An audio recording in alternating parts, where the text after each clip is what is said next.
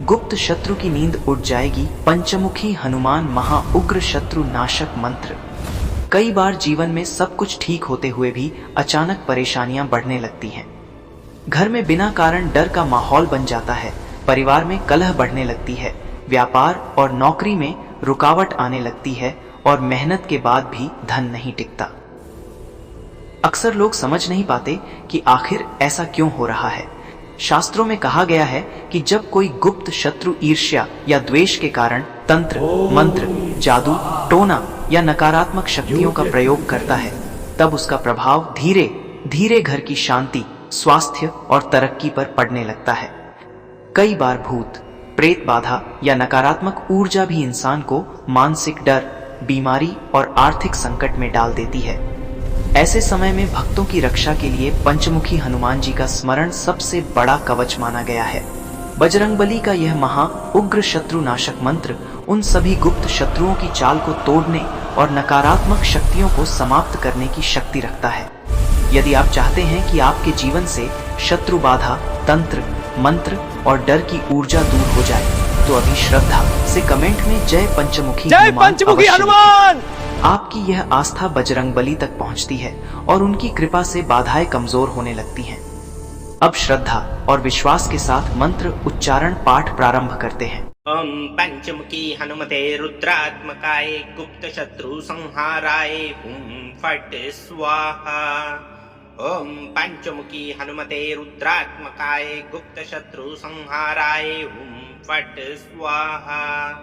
ओम पंचमुखी हनुमते रुद्रात्मकाय गुप्त शत्रु संहाराय हुं फट स्वाहा। ओम पंचमुखी हनुमते रुद्रात्मकाय गुप्त शत्रु संहाराय हुं फट स्वाहा। ओम पंचमुखी हनुमते रुद्रात्मकाय गुप्त शत्रु संहाराय हुं फट स्वाहा। ओम पंचमुखी हनुमते रुद्रात्मकाय गुप्त शत्रु संहाराय हुं फट स्वाहा। ओम पंचमुखी हनुमते रुद्रात्मकाय गुप्त शत्रु संहाराय हुं फट स्वाहा। ओम पंचमुखी हनुमते रुद्रात्मकाय गुप्त शत्रु संहाराय हुं फट स्वाहा। ओम पंचमुखी हनुमते रुद्रात्मकाय गुप्त शत्रु संहाराय हुं फट स्वाहा। ओम पंचमुखी हनुमते रुद्रात्मकाय गुप्त शत्रु संहाराय हुं फट स्वाहा। ओम पंचमुखी हनुमते रुद्रात्मकाय गुप्त शत्रु संहाराय हुं फट स्वाहा। ओम पंचमुखी हनुमते रुद्रात्मकाय गुप्त शत्रु संहाराय हुं फट स्वाहा। ओम पंचमुखी हनुमते रुद्रात्मकाय गुप्त शत्रु संहाराय हुं फट स्वाहा। ओम पंचमुखी हनुमते रुद्रात्मकाय गुप्त शत्रु संहाराय हुं फट स्वाहा। ओम पंचमुखी हनुमते रुद्रात्मकाय गुप्त शत्रु संहाराय हुं फट स्वाहा। ओम पंचमुखी हनुमते रुद्रात्मकाय गुप्त शत्रु संहाराय हुं फट स्वाहा। ओम पंचमुखी हनुमते रुद्रात्मकाय गुप्त शत्रु संहाराय हुं फट स्वाहा। ओम पंचमुखी हनुमते रुद्रात्मकाय गुप्त शत्रु संहाराय हुं फट स्वाहा। ओम पंचमुखी हनुमते रुद्रात्मकाय गुप्त शत्रु संहाराय हुं फट स्वाहा। ओम पंचमुखी हनुमते रुद्रात्मकाय गुप्त शत्रु संहाराय हुं फट स्वाहा। ओम पंचमुखी हनुमते रुद्रात्मकाय गुप्त शत्रु संहाराय हुं फट स्वाहा। ओम पंचमुखी हनुमते रुद्रात्मकाय गुप्त शत्रु संहाराय हुं फट स्वाहा। ओम पंचमुखी हनुमते रुद्रात्मकाय गुप्त शत्रु संहाराय हुं फट स्वाहा। ओम पंचमुखी हनुमते रुद्रात्मकाय गुप्त शत्रु संहाराय हुं फट स्वाहा। ओम पंचमुखी हनुमते रुद्रात्मकाय गुप्त शत्रु संहाराय हुं फट स्वाहा।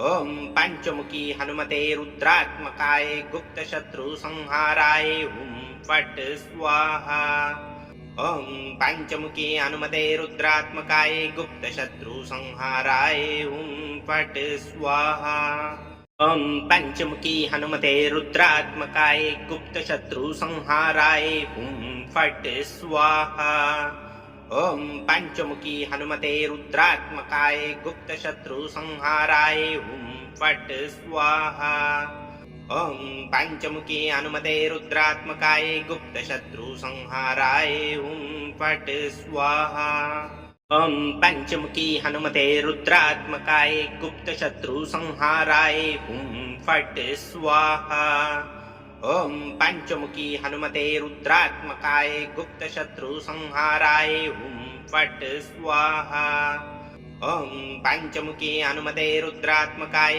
गुप्तशत्रुसंहाराय हुं फट् स्वाहा ॐ पञ्चमुखी हनुमते रुद्रात्मकाय गुप्तशत्रुसंहाराय हुं फट् स्वाहा ॐ पञ्चमुखी हनुमते रुद्रात्मकाय गुप्तशत्रुसंहाराय हुं फट् स्वाहा ॐ पञ्चमुखी हनुमते रुद्रात्मकाय गुप्तशत्रुसंहाराय हुं फट् स्वाहा ॐ पञ्चमुखी हनुमते रुद्रात्मकाय गुप्तशत्रुसंहाराय हुं फट् स्वाहा ॐ पञ्चमुखी हनुमते रुद्रात्मकाय गुप्तशत्रुसंहाराय हुं फट् स्वाहा ॐ पञ्चमुखी हनुमते रुद्रात्मकाय गुप्तशत्रुसंहाराय हुं फट् स्वाहा ॐ पञ्चमुखी हनुमते रुद्रात्मकाय गुप्तशत्रुसंहाराय हुं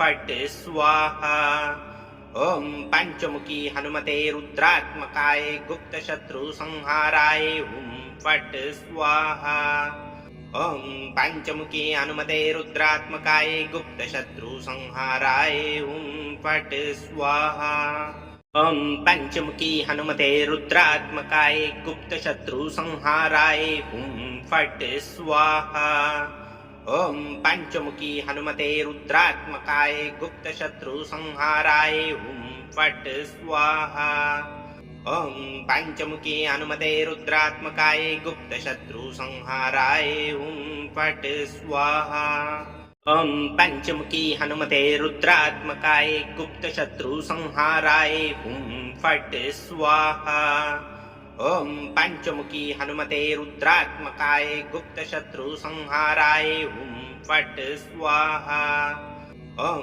पञ्चमुखी हनुमते रुद्रात्मकाय गुप्तशत्रुसंहाराय हुं फट् स्वाहा ॐ पञ्चमुखी हनुमते रुद्रात्मकाय गुप्तशत्रुसंहाराय हुं फट् स्वाहा ॐ पञ्चमुखी हनुमते रुद्रात्मकाय गुप्तशत्रुसंहाराय हुं फट् स्वाहा ॐ पञ्चमुखी हनुमते रुद्रात्मकाय गुप्तशत्रुसंहाराय हुं फट् स्वाहा ॐ पञ्चमुखी हनुमते रुद्रात्मकाय गुप्तशत्रुसंहाराय हुं फट् स्वाहा ॐ पञ्चमुखी हनुमते रुद्रात्मकाय गुप्तशत्रुसंहाराय हुं फट् स्वाहा ॐ पञ्चमुखी हनुमते रुद्रात्मकाय गुप्तशत्रुसंहाराय हुं फट् स्वाहा ॐ पञ्चमुखी हनुमते रुद्रात्मकाय गुप्तशत्रुसंहाराय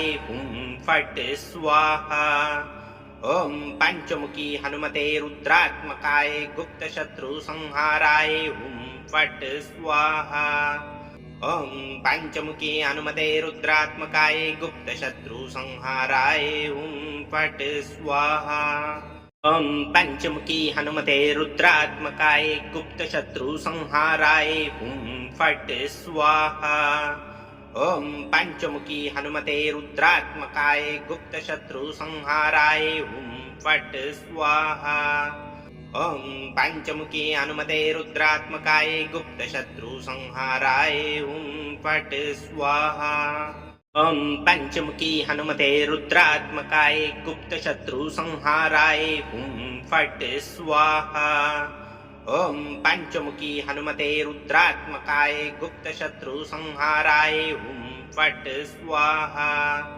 ॐ पञ्चमुखी हनुमते रुद्रात्मकाय गुप्तशत्रुसंहाराय हुं फट् स्वाहा ॐ पञ्चमुखी हनुमते रुद्रात्मकाय गुप्तशत्रुसंहाराय हुं फट् स्वाहा ॐ पञ्चमुखी हनुमते रुद्रात्मकाय गुप्तशत्रुसंहाराय हुं फट् स्वाहा ॐ पञ्चमुखी हनुमते रुद्रात्मकाय गुप्तशत्रुसंहाराय हुं फट् स्वाहा ॐ पञ्चमुखी हनुमते रुद्रात्मकाय गुप्तशत्रुसंहाराय हुं फट् स्वाहा ॐ पञ्चमुखी हनुमते रुद्रात्मकाय गुप्तशत्रुसंहाराय हुं फट् स्वाहा ॐ पञ्चमुखी हनुमते रुद्रात्मकाय गुप्तशत्रुसंहाराय हुं फट् स्वाहा ॐ पञ्चमुखी हनुमते रुद्रात्मकाय गुप्तशत्रुसंहाराय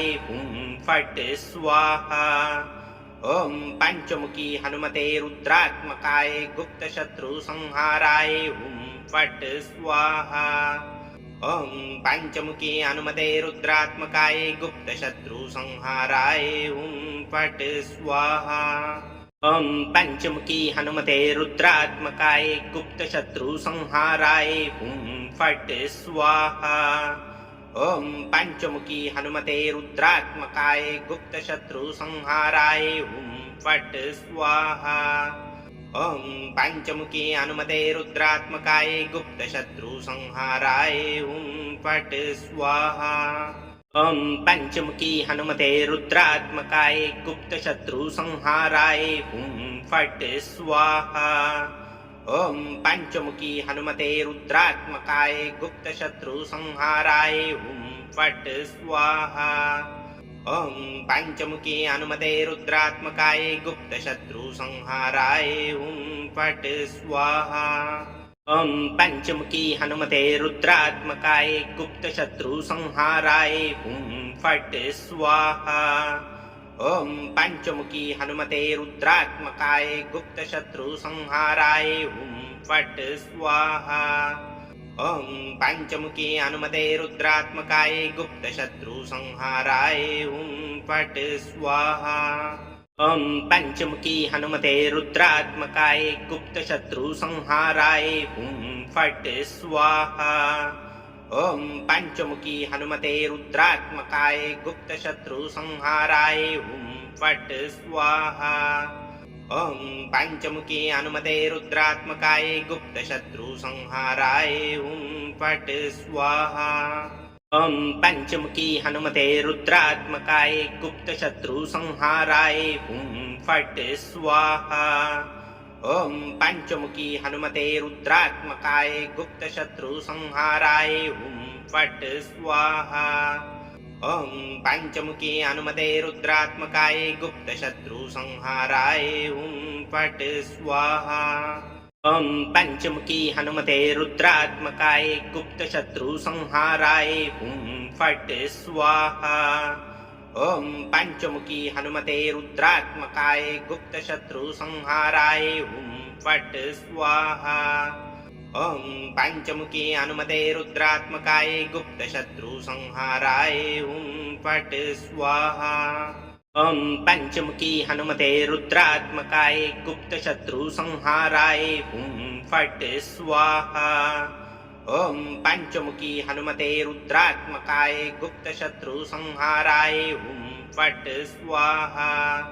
ॐ पञ्चमुखी हनुमते रुद्रात्मकाय गुप्तशत्रुसंहाराय हुं फट् स्वाहा ॐ पञ्चमुखी हनुमते रुद्रात्मकाय गुप्तशत्रुसंहाराय हुं फट् स्वाहा ॐ पञ्चमुखी हनुमते रुद्रात्मकाय गुप्तशत्रुसंहाराय हुं फट् स्वाहा ॐ पञ्चमुखी हनुमते रुद्रात्मकाय गुप्तशत्रुसंहाराय हुं फट् स्वाहा ॐ पञ्चमुखी हनुमते रुद्रात्मकाय गुप्तशत्रुसंहाराय हुं फट् स्वाहा ॐ पञ्चमुखी हनुमते रुद्रात्मकाय गुप्तशत्रुसंहाराय हुं फट् स्वाहा ॐ पञ्चमुखी हनुमते रुद्रात्मकाय गुप्तशत्रुसंहाराय हुं फट् स्वाहा। ॐ पञ्चमुखी हनुमते रुद्रात्मकाय गुप्तशत्रुसंहाराय हुं फट् स्वाहा। ॐ पञ्चमुखी हनुमते रुद्रात्मकाय गुप्तशत्रुसंहाराय हुं फट् स्वाहा।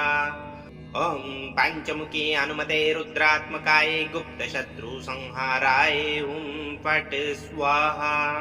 ॐ पञ्चमुखी हनुमते रुद्रात्मकाय गुप्तशत्रुसंहाराय हुं फट् स्वाहा।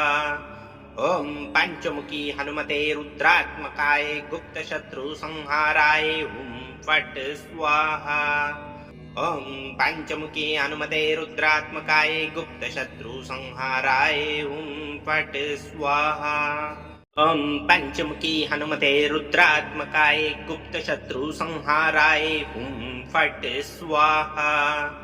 ॐ पञ्चमुखी हनुमते रुद्रात्मकाय गुप्तशत्रुसंहाराय हुं फट् स्वाहा।